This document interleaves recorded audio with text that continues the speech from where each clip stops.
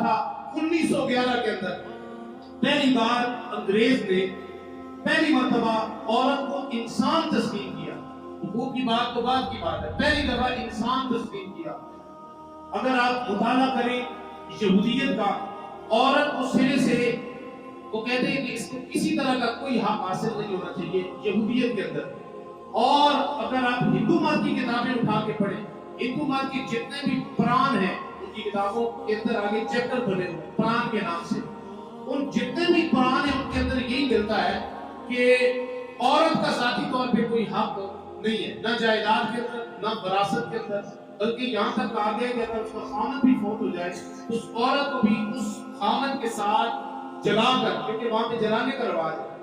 ان کی جو ہندو مت کی کتابیں ہیں ان کے اندر یہ موجود ہے کہ خامد فوت ہو گیا، بیوی کو بھی اس کے ساتھ، زندہ بیوی کو جلا کے اس کے ساتھ بھی اس کی جو خاک ہے اس کو وہ پانی کے اندر بہا دینا چاہیے.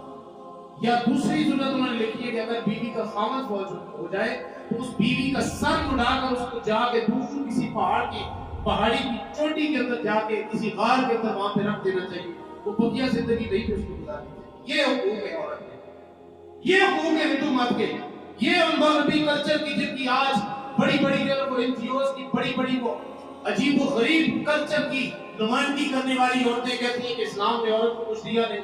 یہ ان کی میں بات سنا رہا ہوں. یہی حال آپ باقی کرسچینٹی کے اندر چلے جائیں، جینزم کے اندر چلے جائیں، جتنے بھی باقی مذاہب کے اندر عورت کا یہی حال ہے. پہلی دفعہ اگر آج سے 1400-1500 سال پہلے عورت کو اگر کسی نے عزت دی تو وہ اسلام تھا، وہ دین تھا، وہ رسول پاک صلی اللہ علیہ وسلم کی ذات تھی جنہوں نے فرمایا کہ میری بیٹی میرے جگر کا ٹکڑا ہے، جنہوں نے فرمایا کہ تمہاری عزت تمہاری بہن ہے، تمہارے لیے شرم و حیا کا پیکر تمہاری بیوی ہے. فرمایا تمہاری جنتیں اللہ تعالیٰ نے ساری کی ساری تمہاری ماں کے قدموں کے اندر رکھی.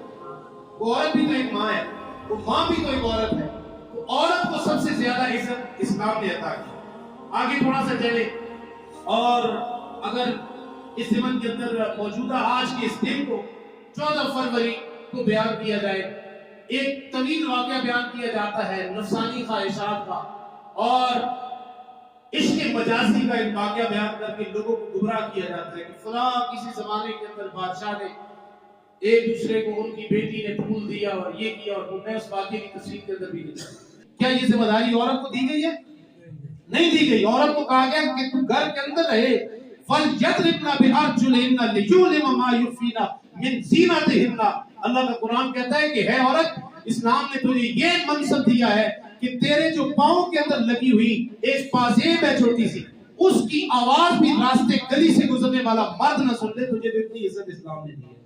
اسلام نے نہیں کہا کہ تو باہر ماڈل بن کے اور بڑے بڑے رسالوں کی ٹائٹل پیج کے اوپر تیرا نام آئے. نہ اسلام نے کہا کہ تیرے تو پاؤں کے اندر جو لگی ہوئی پازیب ہے اس کی آواز بھی، تیرے تو سر کی کنگھی کا ایک بال بھی باہر کسی غیر مرد کی نظر سے بچنا چاہیے.